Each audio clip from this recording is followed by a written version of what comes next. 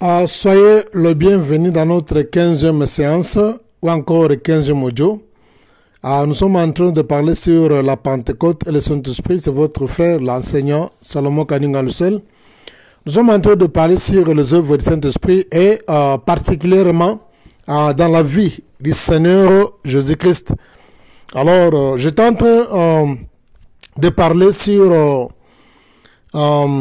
les œuvres du Saint-Esprit, ce que le Saint-Esprit a fait dans la vie du Seigneur. Après, on va parler de ce que le Saint-Esprit peut faire dans notre vie. Nous étions en train de parler sur comment dirais-je, Actes chapitre 10, le verset 38. La Bible dit, vous savez comment Dieu a oint du Saint-Esprit et de force à Jésus-Christ Nazareth. Alors, sans plus tarder, nous allons encore parler dans Jean chapitre 3, le verset 34.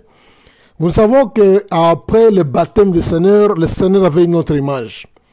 Alors, ça m'a toujours étonné que la personne qui était la parole qui s'est faite chair, la personne qui avait le Saint-Esprit comme Père, c'est-à-dire quoi? La semence du Saint-Esprit a produit l'enfant dans le ventre du Marie, le ventre de Marie. Et il doit aller jeûner pendant 40 ans. Vous savez, c'est quelque chose qui doit nous révolter. Donc, le Seigneur, après son baptême du Saint-Esprit, après, comment dirais-je, après la tentation au désert, il avait une autre image. 40 jours sans manger. 40 jours sans boire.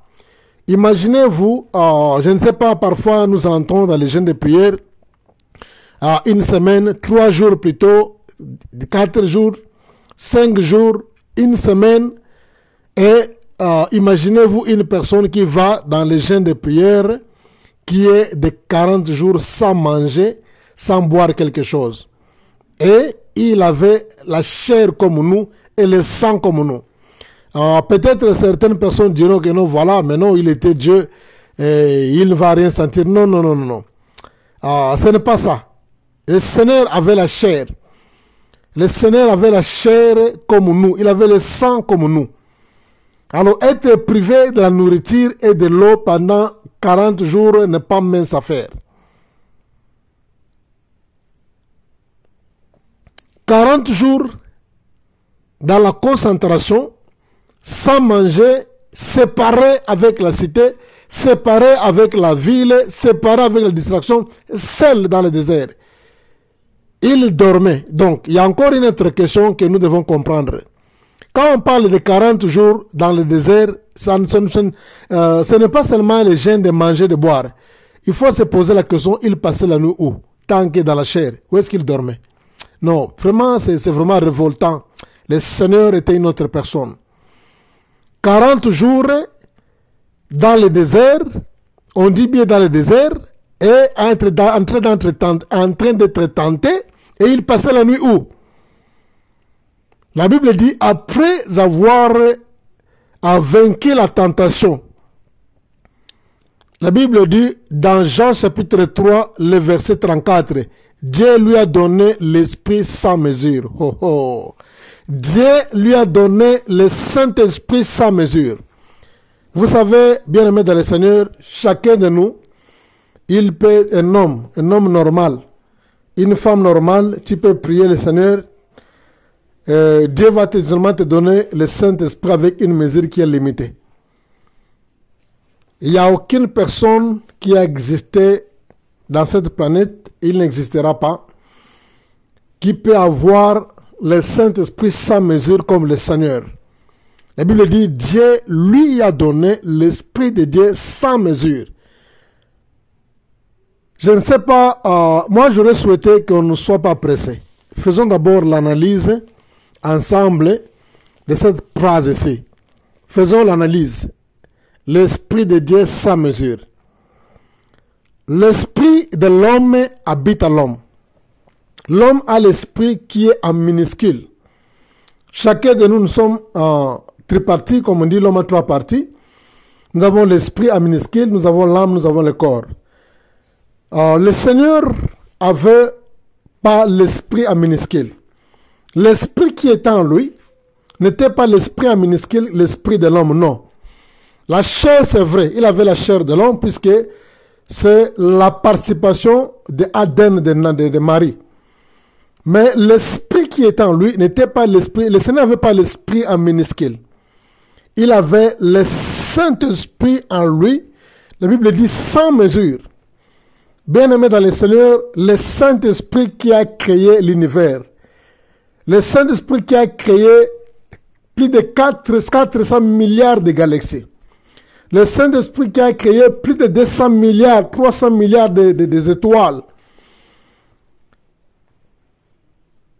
Et ce Saint-Esprit-là, le même Saint-Esprit-là, vient demeurer dans un corps d'une personne humaine.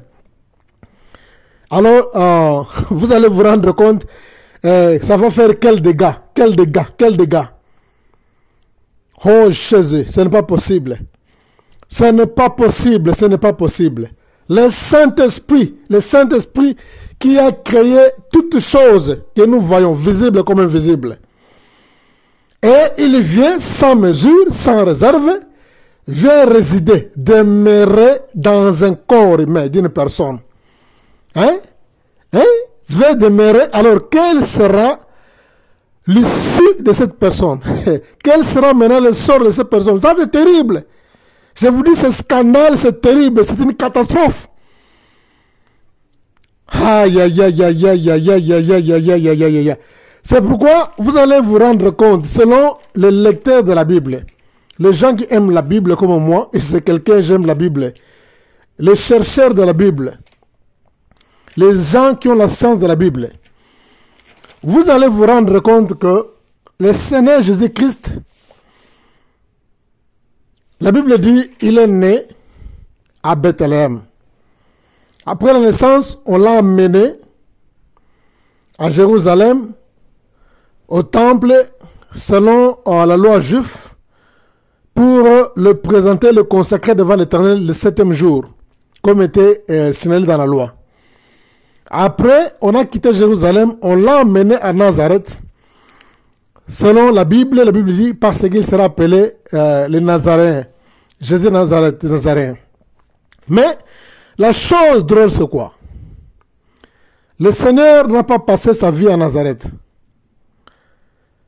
Jésus a passé toute sa vie, une grande, la vie, je parle en termes de ministère.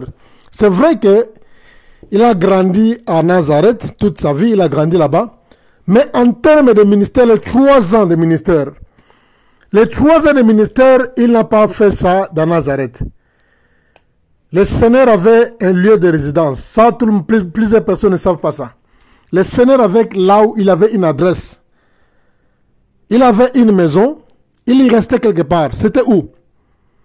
Je pense que vous serez étonnés. Le Seigneur a passé sa vie. Quand il a embrassé, quand il a commencé son ministère, il habitait à Capernaum. La ville est située sur le long du lac de Galilée. Le Seigneur a passé sa vie. Il habitait à Capernaum. C'était ça sa résidence. C'est là où il est resté. Je ne sais pas s'il a loué la maison. Et si on avait construit une maison pour lui, si on lui avait donné une maison gratuitement, ça je ne sais pas. Mais ce que je sais, que pendant le ministère, pendant le début de son ministère, il est allé se faire résider dans une petite ville, on dit une petite ville qu'appelait Capernaum, qui était le long de Galilée. Il avait une résidence. Il y a beaucoup de gens peut-être qui se posent la question, comme il avait dit que non, les renards ont des tenières, des tanières, le Fils de l'homme n'a pas là où se poser la tête. Non, non. C'est vrai qu'il n'avait rien pour se poser la tête, puisque il était vraiment debout. Il était en mission, il voyageait beaucoup, il faisait des déplacements, il prêchait de ville en ville, de village en village, comme la Bible désigne. Mais il avait une adresse. Il avait une résidence. Sa résidence était où? C'était à Capernaum. C'est là où il est resté. Il est resté à Capernaum pendant les 3 ans. La Bible dit Capernaum est une petite ville seulement. Une petite ville long. Moi, je pense bien aujourd'hui, s'il y a des places qu'on doit visiter, des places touristiques, ce n'est pas Jérusalem. D'après moi. Je ne vous dis pas selon la Bible, d'après moi. Place touristique qu'on doit visiter, ce n'est pas même Bethléem. je pense bien, c'est les 3 ans qui a fait le nom du Seigneur. Le Seigneur a fait le nom pendant les 3 ans de son ministère. De grandes choses sont arrivées pendant les 3 ans. Et ces 3 ans-là, il n'a pas passé ça à Bethléem, il n'a pas passé ça à Capernaum, il n'a pas passé ça plutôt à Bethléem, moins encore à Jérusalem. Et la Bible dit d'ailleurs que, selon les lecteurs de la Bible, les chercheurs, le Seigneur est allé à Jérusalem toute sa vie seulement 2 fois. Tout ce que vous voyez que le Seigneur a fait dans Jérusalem, il est entré là-bas seulement 2 fois. Ça va vous étonner, ça va vous choquer. 2 fois seulement.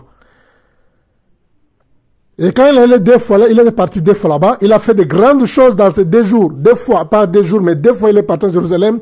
Il est parti 2 fois, mais il pouvait rester là-bas pendant 1 semaine. Il pouvait partir là-bas pour la 2e fois, il peut rester pendant 14 jours. Il fait des choses seulement 2 fois. Mais toute sa vie, il a passé ça dans cette petite ville Capernaum. Il était victime de l'espace. Il était victime de l'espace. Alors maintenant, regardez maintenant la renommée de Jésus aujourd'hui.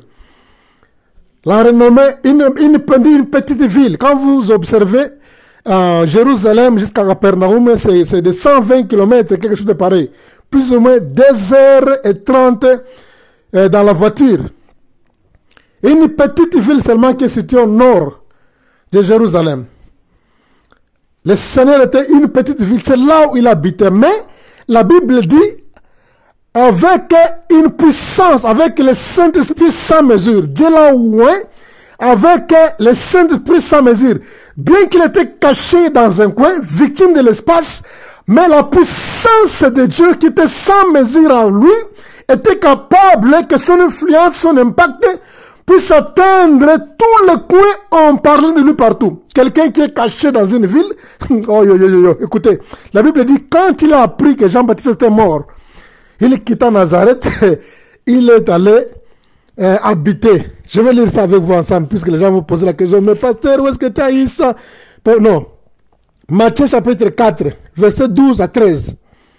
Matthieu 4, 12 à 13 dit ici, début du ministère de Jésus-Christ. Lorsqu'il apprit que Jean avait été arrêté, Jésus se retira en Galilée et il quitta Nazareth et vint habiter à Capernaum, ville située près du lac.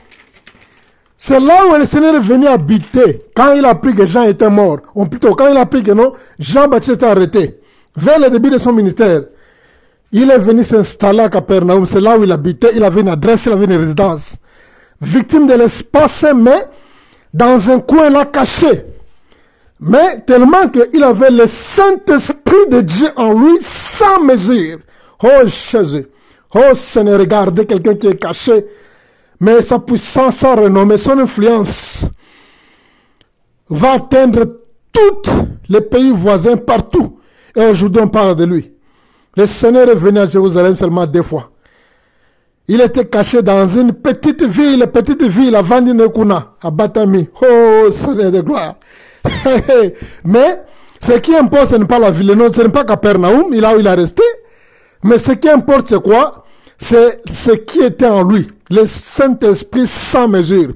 Caché, victime de l'espace, mais il a fait de grandes choses. Cette influence est allée dans de grandes villes, de grandes nations, de grands royaumes, mais victime de l'espace. Alléluia! Alléluia! Oh Jésus! C'est très puissant ça. Soyez bénis. Soyez bénis. On arrête ici. Nous allons continuer la suite dans notre séance qui vient. Merci.